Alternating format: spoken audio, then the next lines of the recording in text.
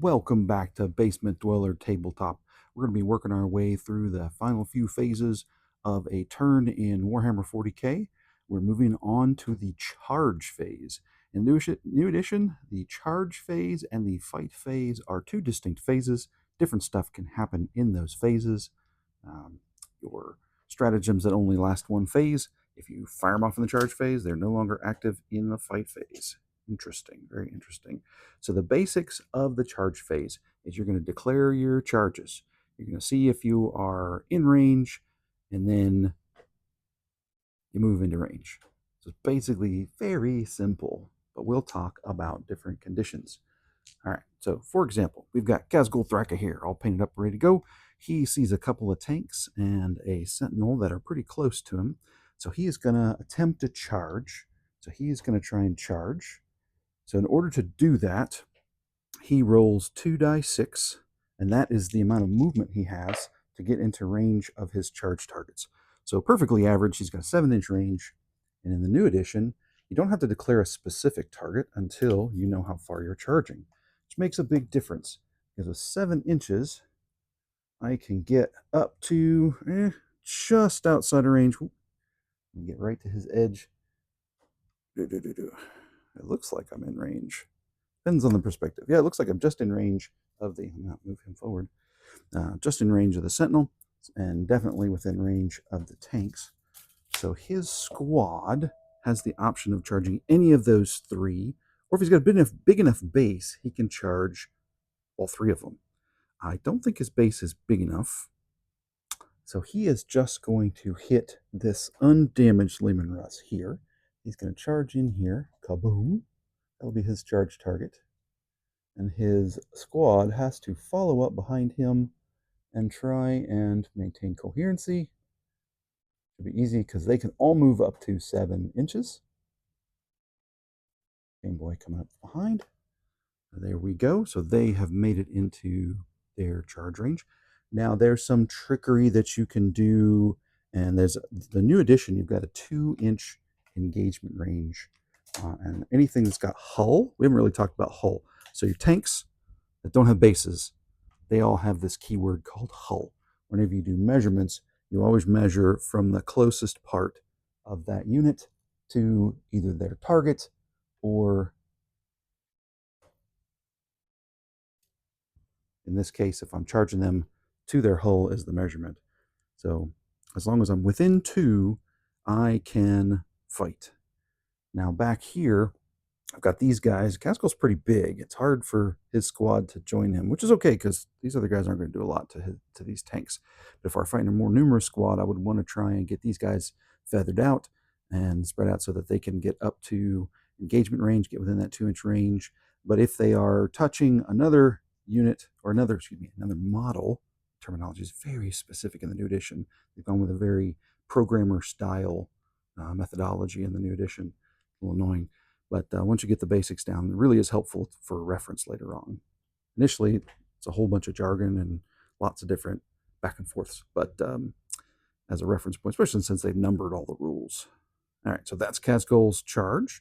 So then you move on to your next squad. So we've got these boys over here. They're going to do the same thing. They're going to try and charge the Sentinel. Again, you don't have to declare your targets at the beginning. You just roll your charge. These guys can go 10. So with that 10, they could conceivably go pretty far. They can get into this tank. They can get into the Sentinel. They can get into this tank back here. So what they're going to do is they're going to do a split charge. Let me see if I can do it with my terrain. Yeah. So my weird boy, the only rule when you're charging is every model in the squad has to be closer to one of the charge targets by the end of the charge.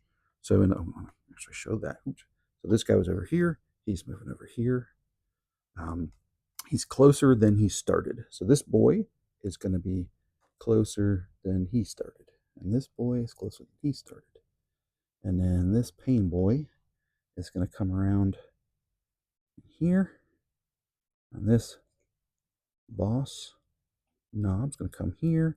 And then I'm going to kind of hook these guys around so I can maintain my coherency. I do need to check something at the end. When I'm done, I want to make sure I'm within 9 of the far edges of my squad. Oh yeah, plenty distance. So the coherency rule applies even while you're charging. So these guys have tagged up the Sentinel. They're engaged with the Sentinel. These guys are engaged with that Leman Russ. Casco's engaged with this Leman Russ. I still got some other guys over here. They're not super strong, but I've got some Storm Boys hanging out in the corner. They did a rapid ingress last turn. They're on the wrong size bases. Please forgive me. Still working on painting these guys. So these guys are going to zip up. Oh, they only made a 3-inch movement. So with the new rapid ingress, they can drop in 8 inches away from the enemy, which technically makes it a little easier to make your charges because it was 9, so it's a shorter distance. But now, actually, it's exactly the same. So before you had to roll an 8 or higher to successfully charge, because all you had to do is get within an inch. But really, it was 9 or higher because you had to be farther than 9 before, and then you could get within 9 by rolling 9 or 10 or, and then now it's 8 or higher, but you have to touch your charge roll has to be equal or greater to the distance between. So you have to be able to get up and touch base to base. So if they're only 8 away, you have to roll. They have to be greater than 8. This is the rub of it. They have to be greater than 8. So you have to roll higher than 8 to successfully charge. You really have to roll a 9. So those guys who get +1s or +2s to their charge, they're amazing in this instance, but otherwise, not so awesome. Not so awesome. I got Mazrog Scragbag back here. I don't think he's going to be in range of any of these guys, but we're going to make a roll anyway. If he does a really good roll, he might be able to make it into some of those tanks. I got a 9. I don't think that's going to be quite enough. 9.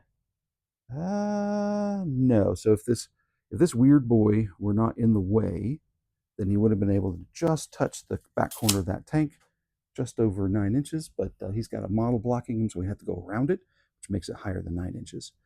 Even if he were to go straight through the terrain, which is questionable because he's mounted.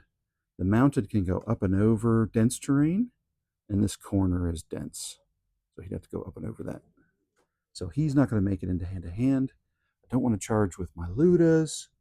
My battle wagon could charge over here. I think I figured out it's a 12-inch charge. So let's just give it a shot. Because he's got a lot of hand-to-hand type weapons. He's almost better in melee than he is in shooting. It's the weird thing about battle wagons. So he might roll up here and plow into this Leman Russ. So let's see what he got. Nope, he's only got a 6. So if you fail your charge roll, it really doesn't do anything negative to these guys. It's always worth trying to charge. So that's one of the interesting things about melee combat in the current edition. Same with the old edition. There was really no negative other than getting caught out in the open. So like these guys is standing out here in the open against this squad of guardsmen. Could be a little trouble next turn if they weren't able to make their charge. Well, let's see. They're going to try and charge the guard. They got an 8-inch move. So back to my tape measure. Get my 8 inches measured out. Oh yeah, they're way within 8. So they are going to charge in to this guardsman squad. This guy first. He's got to get closer. Boom, boom, boom, boom. This guy's going here. This guy is going. Let me scoot him over here a little bit. And then he's going here. I got my table markers in the way. I'll slide that over there. Okay. So we got Killicans charging into guardsmen. We got Kazgul fighting these tanks. We got boys fighting tanks and sentinels. And the big thing about hand-to-hand is it makes the shooting of your opponents less effective. So this tank, he can either drop back, do a fallback move to get out of combat during the next turn's movement phase. Can't react right now. Can't do anything right now. Ooh, there are some reactions that you can do during the charge phase. So now that all these charges have been declared and all these rolls are made and the movements are done to get them up into hand-to-hand, now I can do what's called a heroic intervention. If I had a really awesome hand-to-hand squad, like I had a super-duper Imperial Guard melee character, I'm not sure they exist. Maybe like a Marshall Dreyer or, I don't know, maybe just Marshall Dreyer and a squad of Death Riders with them. They could do a heroic intervention. And the new heroic intervention is really cool, fantastic option. If I've got somebody who's in melee, if I'm within 12, I can make a charge roll. I spend my command point for the basic heroic invention, and I would try and charge in to join in that combat. And it would treat me like I charged that turn, so I would get the fights first. Oh, I haven't talked about fights first. There's so many little tidbits here. So all these guys who charged, they gain an ability called fights first. And we'll cover that in more depth in the fight phase. But the basics of fight first is that you do all of your fight first combats first. So all your units that have the fight first ability are in the top tier of activations. So the orc player is charging, it's his turn, so he would get first fight first activation. Then the guard player would get the second activation, and you'd alternate back and forth through the fight phase, and each squad would get their chance to fight. So right now, like these guys didn't charge. They were already engaged this turn. So they don't have fights first anymore. It goes away after that first turn. These guys, the Killicans, they charged. The Imperial Guardsmen did not charge. So the Killicans have an advantage in speed. Caskel also, he charged. These boys over here, they charged. So all these other tanks and vehicles that have been charged would be on the normal fight tier, and all the chargers would be on the fight first tier. And then anybody with a heroic intervention would be in that fights first tier. So it's not as strong as it was in the last edition. It used to be the opposite player. So if I'm the orc player and I'm taking my turn and I do my charges and my actions, then the guard player would get the first option to activate a fights first. So it was super, super important to have that fights first. Really, really powerful ability. They've reversed that in the new edition to give more agency to the player whose turn it is. Fight first seemed to be like, I can only deal with that squad by shooting. It was kind of a feels bad moment for melee armies. So if I had a mostly shooting army and like one fights first squad, and I kept it up front as a buffer to keep that melee army off my army, they could not charge that unit without suffering the impact of that fights first. So it was a great defense for armies that needed it, but it was taking an agency away from the players who was taking the action, taking the initiative to engage. So, like for example, in the old edition, if this tank had fights first, he could fight Casgol before Casgol had a chance to do anything, and maybe kill off this unit. Tanks aren't going to kill off units; they're not melee combatants. Say it was a unit of Blade Guard or a unit of Vitrix Guard from the Ultramarines. Those guys are melee centric, or a big squad of Khorne Berserkers that got fights first. Those guys are melee blenders. They do tons of attacks and lots of damage.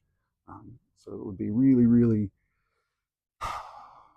difficult for the melee player to avoid fighting that unit because they would be used as a screen. Just gum up everything. Different strategies. Got to change things up a little bit.